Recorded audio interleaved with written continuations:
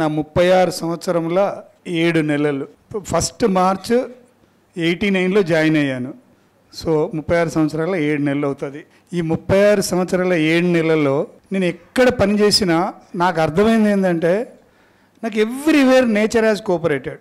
నా నేచర్కి ఎక్కడ కూడా అగెనిస్ట్గా రాలేదు. వచ్చిన ఇష్యూస్ కూడా ఏదో విధంగా సాల్వ్ అయింది. ఫస్ట్ నన్ను చాలా ఇబ్బంది పెడుతుంది, నేను సాధ్యమైనంత జాగ్రత్తలు తీసుకుంటూ బయటపడతాను. ఎవ్రీవేర్ నేను పని చేసిన ప్రతి ప్లేస్లో చాలా ఇష్యూస్ వచ్చినాయి. నేను ఒక్కటే అనుకునేవాడిని, ఆ ఇష్యూ నేను అనుకున్నట్టు సాల్వ్ చేయగలిగితే ఓకే, నేను అనుకున్నట్టు సాల్వ్ చేయలేకపోతే, నేను అనుకున్నట్టు చేయలేకపోతే మినిమం డ్యామేజ్తో ఎలా చేయగలుగుతాం. సాధ్యమైనంత అక్కడ ఇక్కడ అన్ని రకాలుగా అందరిది సలహాలు తీసుకొని చేయడానికే ప్రయత్నం చేశాను. ఏదో విధంగా దేవుడు సహకరించాడు, నేను అట్లా బయటకు వచ్చాను. నా 36 సంవత్సరాల్లో ఎప్పుడు కూడా చాలామంది ఇక్కడ ఉన్న ప్రతి ఒక్కరు ఆల్మోస్ట్ అందరూ నాకు అసోసియేటెడే. నా స్కూలింగ్ అయిపోగానే ఎంటెక్ నేను డిస్కంటిన్యూ చేసి జాబ్లో జాయిన్ అయ్యాను. మా నాన్నగారు అంతకుముందు నేను ఎంటెక్లో జాయిన్ అయినప్పుడు ఏదో 1000 రూపీస్ ఏదో స్టైఫండ్ వస్తే ఇంటికి వెళ్ళి కొంత డబ్బులు ఇచ్చేవాడిని 2-3 నెలలకు వచ్చినప్పుడు. జాయిన్ అయినప్పుడు నా శాలరీ 1380 బేసిక్, 1900 రూపాయల శాలరీ, 900 రూపాయలు మేము బ్యాచిలర్ ఉండేవాళ్ళము, అక్కడిక్కడ బయట తినేవాళ్ళం, 900 రూపాయలు దానికి ఖర్చు అయ్యేది. మిగతాది ట్రాన్స్పోర్టేషను. ఎవ్రీ హాలిడే సండే వస్తే హైదరాబాదో నిజామాబాద్ వెళ్ళే వాళ్ళము, వాటన్నిటికి ఖర్చు పోతే నాకు 400 రూపాయలు తక్కువ పడేది. 1900 సరిపోయేది కాదు. నేను ఎవ్రీ మంత్ ఇంటికి వెళ్ళి 400 అడిగేవాడిని. మా నాన్న అన్నాడు, ఏంద్రా చదువుకుంటప్పుడు నాకు డబ్బులు ఇచ్చావు, ఇప్పుడేమో నన్ను 400 అడుగుతున్నావు అంటే మొత్తం లెక్క చెప్పేవాడిని. ఓ ఇట్లయితే మరి ఈ ఉద్యోగం ఎందుకు చేస్తున్నావు, మానేసేయమన్నాడు నన్ను. సరే తర్వాత ఇంకా మనము ఇబ్బందులు ఎలా అంటే, ఇక తర్వాత కొద్ది శాలరీ పెరిగింది, మన మ్యారేజ్ అయింది, ఇంకా తర్వాత అట్లా అంటే it is a toughest area in Medak డిస్ట్రిక్ట్లో. గజ్వేల్ చాలా టఫెస్ట్గా ఉండేది. ఫస్ట్ స్టేషన్ అలా గజ్వేల్లో పనిచేసినప్పుడు మాకు అంత సీనియర్ ఏఈలు ఉండేవాళ్ళు, మేము జూనియర్. అయితే నాకు మనోహర్ రెడ్డి గారు డిప్యూటీ గారు ఉండేవారు. Is a very good guide. ఆయన ఒక్కటే చెప్పేవాడు, ఆయన సిఈ విజిలెన్స్గా రిటైర్ అయిపోయారు. ఇప్పుడు కూడా ఈజ్ వెరీ హెల్తీ.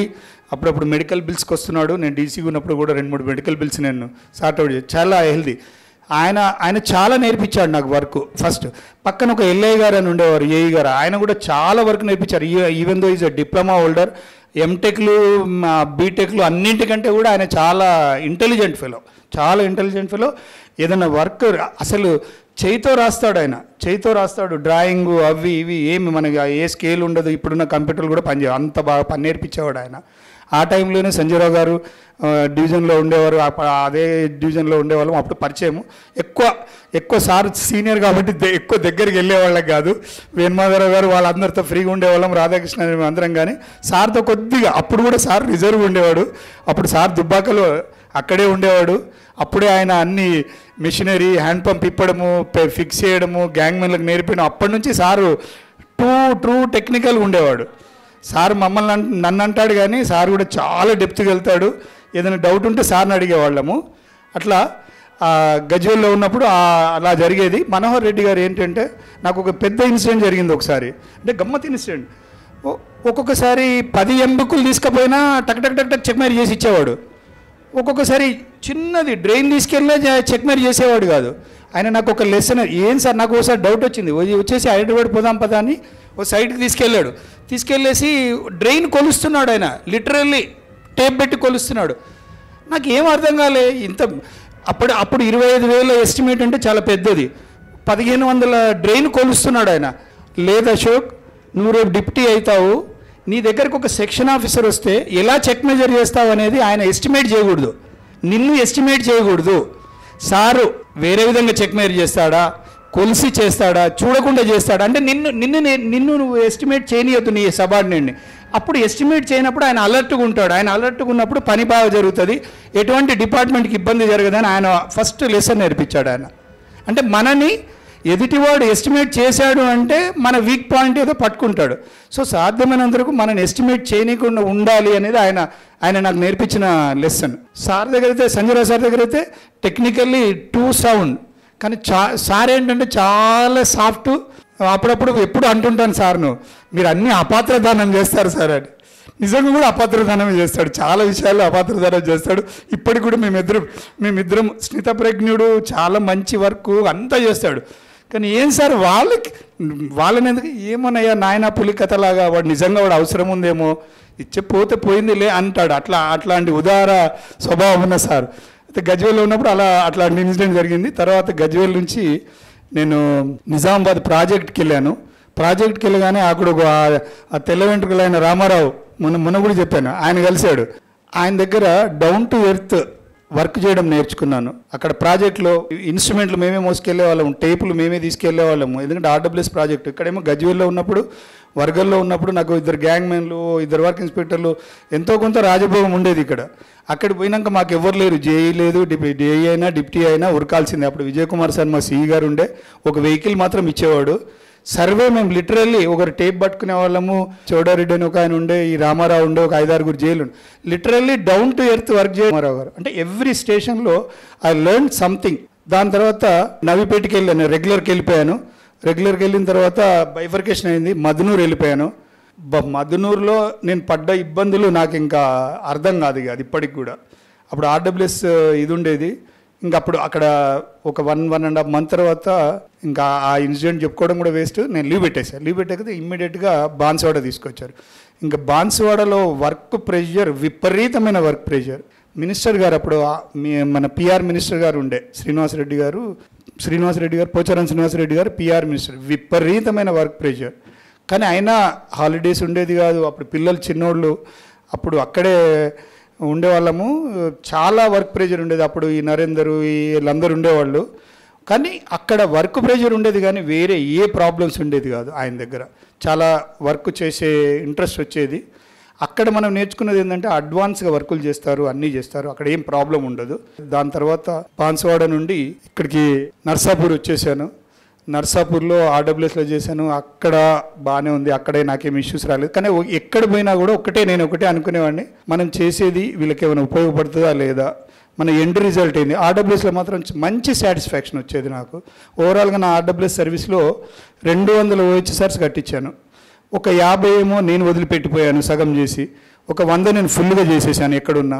ఒక 50 మళ్ళీ సగం చేసిన వాళ్ళు ఫస్ట్ నేను చేసి కంప్లీట్ చేశాను. 100 నేను ఫుల్ షేప్లో చేశాను. మళ్ళీ ఒక 100 నేను సగం వదిలిపెట్టొచ్చాను. సుమారుగా 200 OHSR చేశాను. ఏ విలేజ్కి వెళ్ళినా చాలా సాటిస్ఫాక్షన్ వచ్చేది OHSR చేసినప్పుడు మాత్రం. కానీ దాంట్లో కొన్ని ఇబ్బందులు ఉండేవి. మాకు సోర్స్ దగ్గర చాలా ఇబ్బంది ఉండేది. ఆ సోర్స్ ఫైనల్ చేసుకునేవాడిని. కాకపోతే ఏంటంటే ఆర్డబ్ల్యూఎస్లో వచ్చే ఇష్యూస్ ఏంటంటే మనకు ఈ సోర్స్ ఫెయిల్యూరే ప్రాబ్లం ఉండేది. ఇప్పుడు ఆ ప్రాబ్లమ్స్ ఇప్పుడు చాలా తగ్గిపోయినాయి. ఇప్పుడు అన్నీ మనకు ఇవి వచ్చేసాయి కాబట్టి సోర్స్ మనకు సెటిల్డ్ సోర్సెస్ వచ్చినాయి కాబట్టి ఆర్డబ్ల్యూఎస్లో పెద్ద ఇష్యూ. మేము ఉన్నప్పుడు ఇందాక సార్ చెప్పారు, నేను నర్సాపూర్లో ఉన్నప్పుడు మాకున్న టెన్షన్ అంతా జీఈ కేసెసే. అక్కడ ఒక జయరాం రెడ్డి గారు అని ఆర్డీఓ గారు ఉండేవారు. అప్పుడు మాకు ఎస్సీ గారు వెంకటకృష్ణారెడ్డి గారు. అయితే జయరాం రెడ్డి గారు ఏంటంటే మేము హెడ్ క్వార్టర్లో ఉన్నామా లేదా ఎలా చెక్ చేసేవాడంటే, నేను అప్పుడు డిప్యూటీ మాట్లాడుతూ రూమ్కి వెళ్దాం డి గారు, టీ తాగుదాం ఏదో అని అనేవాడు. వచ్చి ఏం చెక్ చేసేవాడు అంటే మనం ఆరేసిన బట్టలు పచ్చిగున్నాయా లేదో చెక్ చేసేవాడు ఆయన. ఎందుకంటే మనం నైట్ అవుట్ చేస్తున్నామా లేదా అని చెక్ చేయడానికి సార్ జయరాం. బట్ ఈజ్ మంచి మనిషి, కానీ అంత టఫ్గా చెక్ చేసేవాడు. ఆ జీఈ కేసెస్తో చాలా ఇబ్బంది పడేవాళ్ళము. అప్పుడు ప్రభాకరు, ఇంకా వేరే జైలు అందరూ, ప్రవీణ్, వీళ్ళందరూ ఉండేవాళ్ళు, వెంకటేశ్వరరావు. మాకు ఇంకా జీఈ పేపర్లు వచ్చిందంటే ఆ ఊరికి వెళ్ళిపోవాలి పొద్దు. నేను అక్కడ హెడ్ క్వార్టర్లో ఉండేవాడిని, ఫ్యామిలీతో ఉండేవాడిని కాబట్టి నాకేం ఇష్యూ వచ్చేది కాదు. ఎర్లీ మార్నింగ్ వెళ్ళిపోయేవాడిని, చూసుకొని వచ్చేసేవాళ్ళం. అక్కడ ఆర్డబ్ల్యూఎస్ అంటే అంత భయపడాల్సిన పరిస్థితి తెచ్చారు అప్పుడు. కానీ మేమేం భయపడలేదు, వర్క్ అంతా చేసాము. మాకు అప్పుడు ఎస్సీ గారు చాలా సపోర్టింగ్ ఉండేవాడు. ఏమనేవాడు అంటే కలెక్టర్ గారి దగ్గరికి పోగానే మాతో అనేవాడు, మేము ముగ్గురం అటెండర్లలాగయ్యా, ఒక సిఈఓ, ఒక ఆర్డబ్ల్యూఎస్ ఎస్సీ, ఇంకొకరు ఎవరో సార్, ముగ్గురు పేర్లు చెప్పేవారు. మీరు మన ముగ్గురిని పిలుస్తాడు, నిమిషానికి పిలుస్తాడు. ఏమంటే అక్కడ జీఈ కేసు వచ్చింది, మీ జేఈని సస్పెండ్ చేయి, మీ డిఈని సస్పెండ్ చేయరు. సార్ ఏమనేవాడు తెలుసా, ఎంత స్ట్రెంత్ ఇచ్చేవాడు అంటే మాకు, సార్ నన్ను సస్పెండ్ చేయండి, కానీ మా జేఈలను డిఈలను సస్పెండ్ చేస్తే డిపార్ట్మెంట్ మొత్తం డిమోరలైజ్ అవుతుంది, కాబట్టి ఎవరిని సస్పెండ్ చేయొద్దని అసలు అంత గట్టిగా మమ్మల్ని ప్రొటెక్ట్ చేసిందంటే ఎస్సీ గారు. లేకపోతే మేము ఎన్నో ఇష్యూలో మేము సస్పెండ్ అయిపోయేవాళ్ళం సార్. ఏదో జరుగుతుంది, మేము కొన్ని రీచ్ కాలేము, నిజంగా కూడా మన ఫాల్ట్తో జరిగేది అది. ప్రభాకరు, అంజిరెడ్డి వీళ్ళందరూ మాకు అప్పుడు కొలిగ్గా పనిచేశారు. అది వాళ్ళు ఎవరో ఎక్కడో ఏకాదశి వస్తే షేగోళ్ళు అవన్నీ తినేసి వాళ్ళ హెల్త్ పాడైతే మన వాటర్ వలన పాడైందని అంటారు. ఎక్కడో కంటామినేషన్ వస్తే వాడు ఎక్కడో పార్టీ చేసుకుంటే నాన్ వెజ్ అవన్నీ తింటారు. వాళ్ళని ఓల్డ్ తిన్నా కూడా మీ నీళ్ళ వలన వచ్చిందని డాక్టర్స్ రాసేస్తారు. ఎవరి మీద ఒకరి మీద ఒకరు తప్పించుకున్నారు. అట్లాంటి టైంలో మమ్మల్ని సస్పెండ్ చేయమనేవాళ్ళు. కానీ ఎస్సీ గారు ఎప్పుడు కూడా మా వాళ్ళ తప్పని ఎన్నడూ అనలేదు. ఈ has protected is entire service. We should be thankful sir.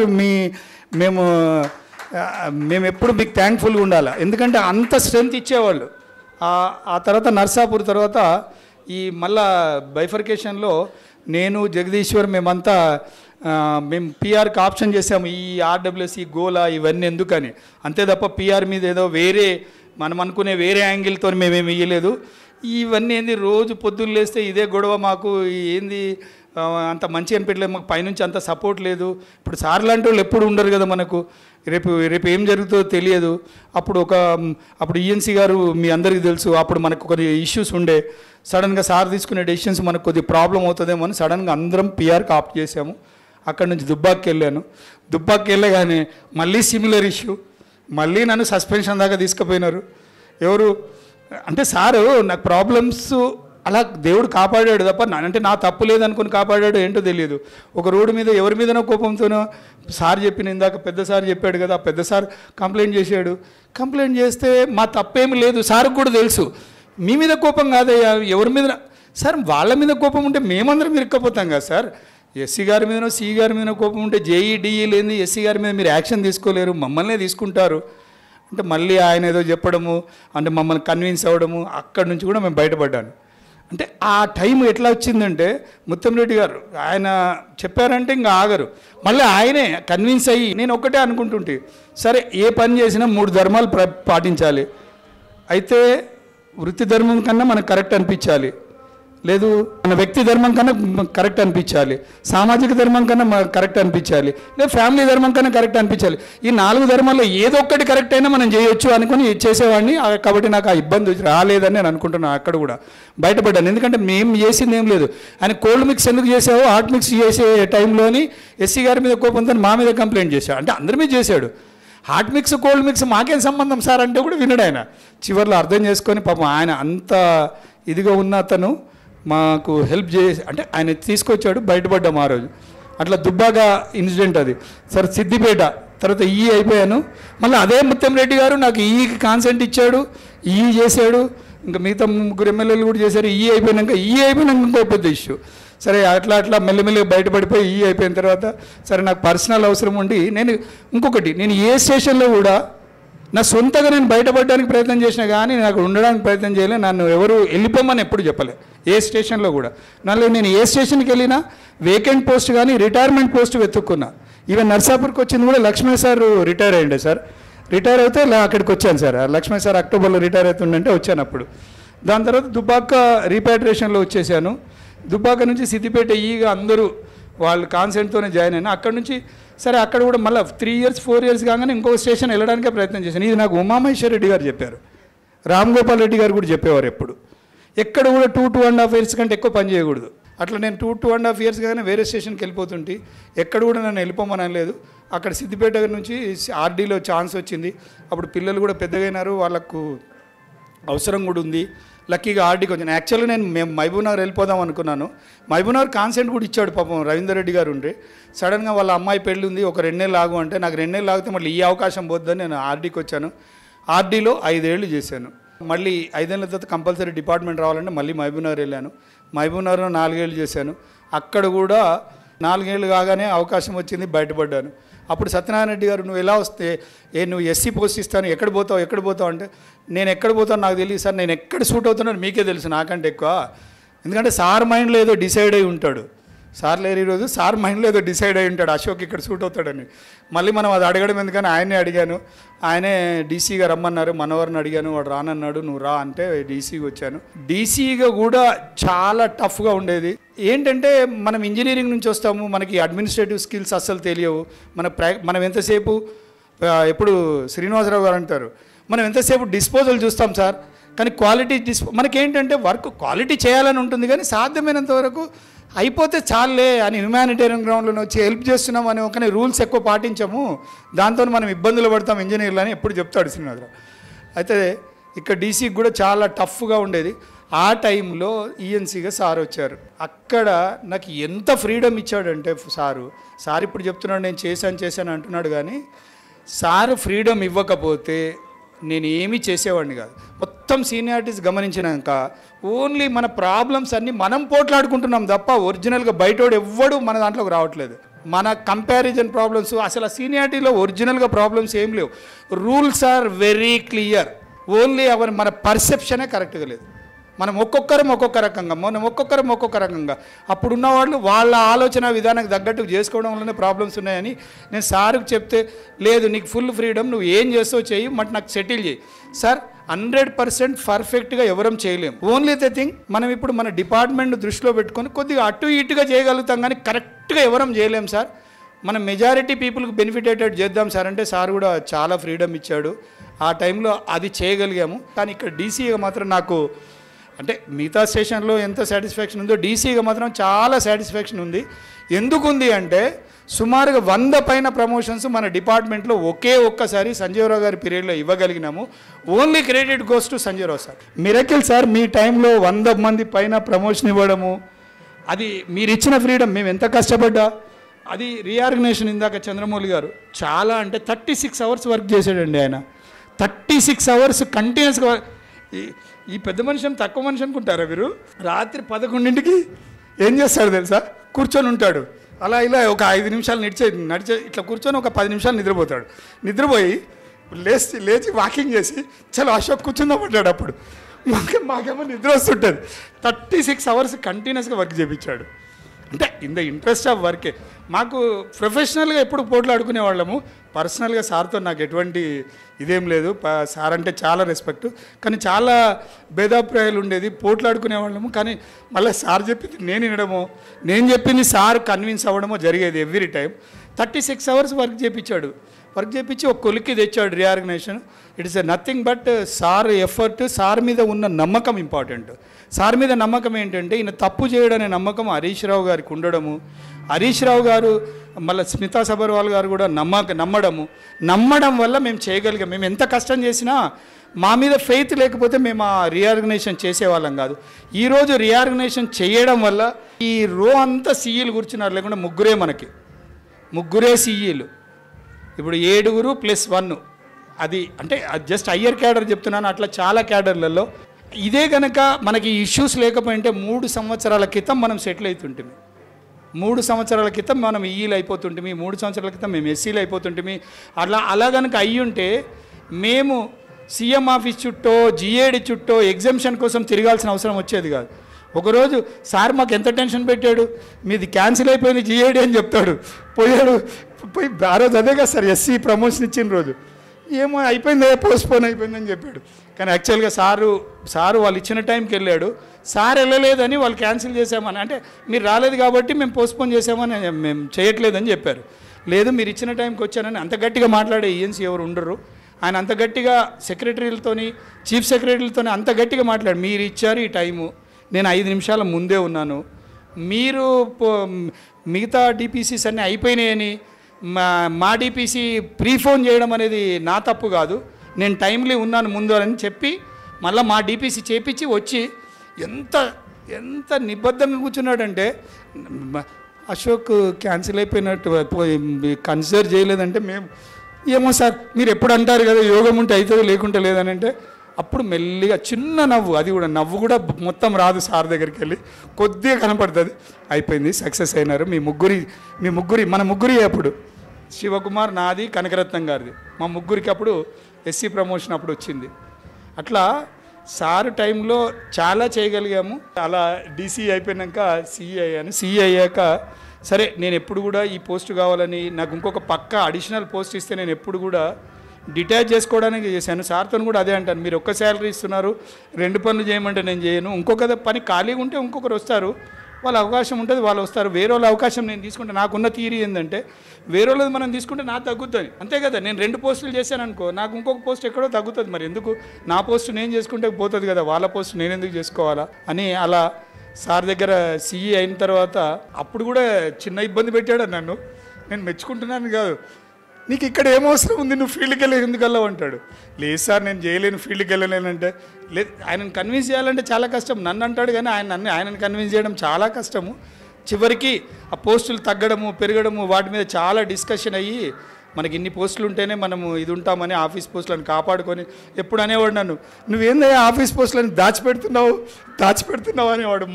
మనం ఓన్లీ ఫీల్డ్ పోస్టులు చూపించి ఆ సిఈ పోస్టులు అవన్నీ తెచ్చుకొని వాటన్నిటితోని మనం ఈరోజు డిపార్ట్మెంట్లో రెగ్యులర్ ప్రమోషన్ తీసుకోగలిగినాము. అంత పెద్ద రెగ్యులర్ డిపార్ట్మెంట్ అయిన R&Bలో ఇప్పుడున్న ఈఎన్సీలు ఇద్దరు కూడా డిప్యూటీలే. They are drawing deputy salary.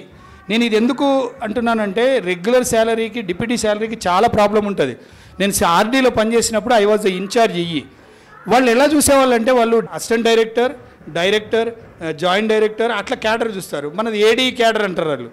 అంటే నన్ను ఈగా చూసేవాళ్ళు కాదు, ఏడీఏ క్యాడర్ చూసి ఆ ఏడీ పోస్టులు వేసేవాళ్ళు. అంటే ఆ వాళ్ళతో కలిసి పనిచేయాలి. డైరెక్టర్ క్యాడర్ వేరే, ఈఈ క్యాడర్ వేరే, డిఈ అంటే డిప్యూటీ. సార్ ఇట్లా ఉంటుంది, మీరు ప్రమోషన్స్ రెగ్యులర్గా ఇప్పిస్తేనే బాగుంటుంది, బయటకు పోతే ఇలా ఉంటుంది అని చెప్పి సార్తో చెప్పేవాళ్ళము. అట్లా డిస్కస్ చేసి అంటే మనకి మన రెగ్యులర్ ప్రమోషన్కి ఇన్ఛార్జ్ ప్రమోషన్కి అన్ని తేడాలు ఉంటాయని నా బాధ. అది మన వాళ్ళకి అర్థం కావట్లేదు. ఎంతసేపు సీనియారిటీలు కొట్లాడుకుందాము, మనం ఈ ఎఫ్ఏసీలు తీసుకుందాము, దానివల్ల ఏం ఉపయోగం చెప్పండి. అయితే ఇదంతా అయినాక నేను అనుకున్నాను, సరే నేను ఇప్పుడు ఎలా ఉన్నానో అలానే ఉండగలుగుతానని CEVQC తీసుకొని నా పని ఏదో నేను చేసుకుంటూ సాధ్యమైనంత వరకు పెండింగ్ కేసెస్ ఎందుకు డిస్పోజ్ చేయాలని ట్రై చేశానంటే డీసీగా ఉన్నప్పుడు వాడు పెన్షన్కి వచ్చేదాకా వాడికి తెలియదు వానికి ఆ ప్రాబ్లం ఉందని. పెన్షన్ అప్పుడు మన వాళ్ళు అది తీస్తారు, కేసు తీస్తారు. అందుకని అవి డిస్పోజ్ అవుతే అందరికీ ఇన్ టైంలో పెన్షన్ వస్తుందని నేను ట్రై చేశాను.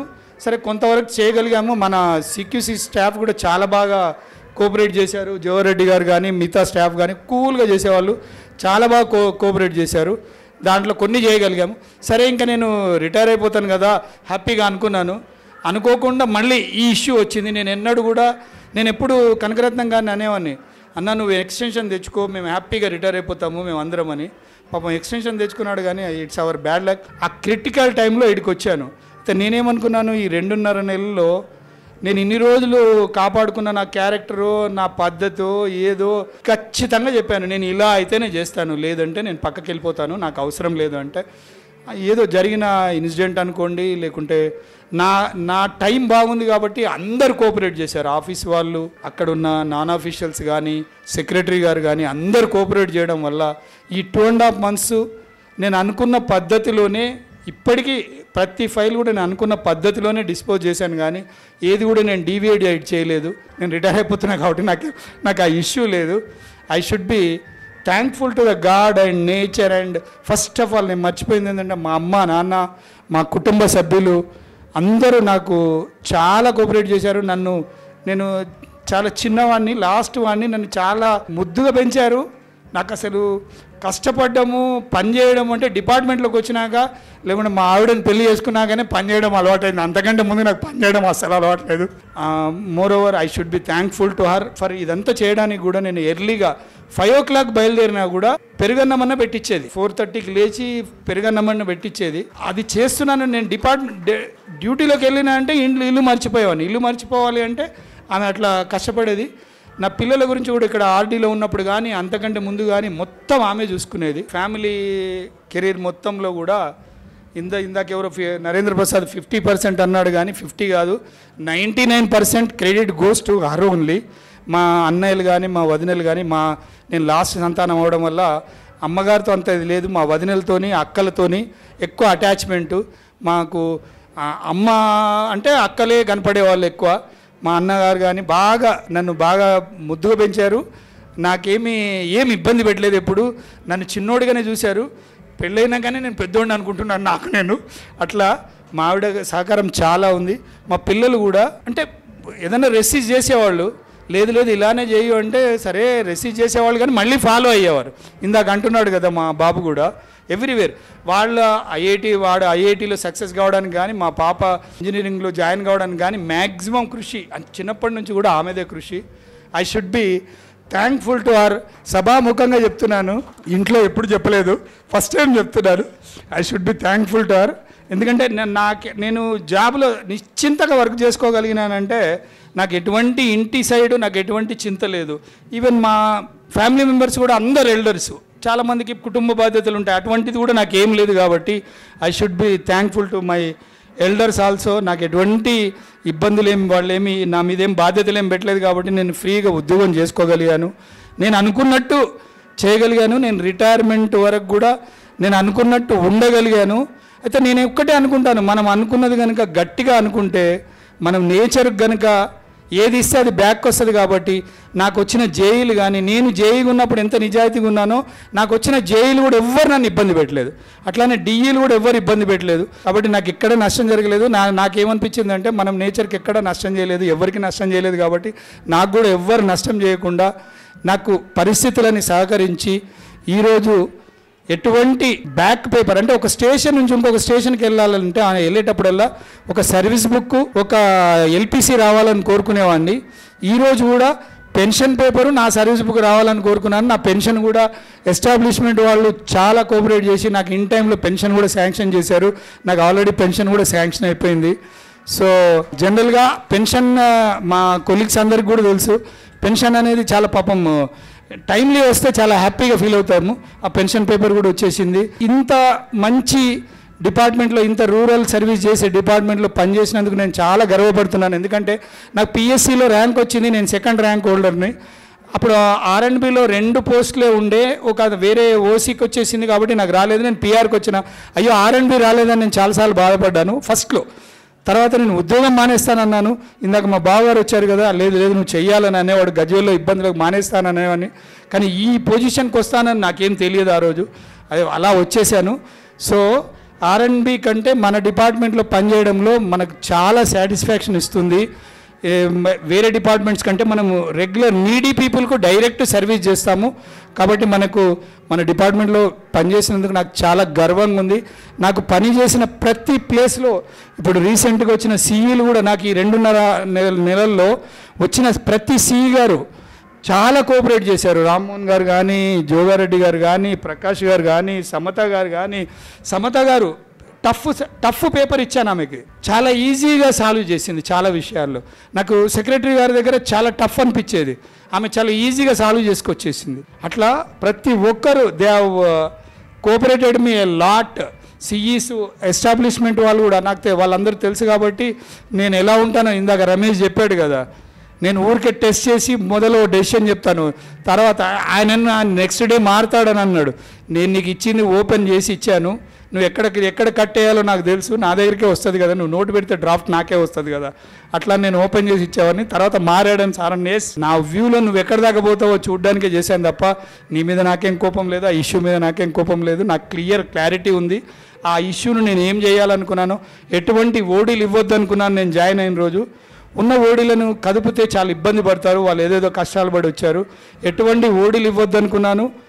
పేమెంట్ కూడా 99% సీరియల్గా ఇవ్వాలనుకున్నాను. ఈ రెండే నాకు బిగ్గెస్ట్ టాస్క్లు ఉండే.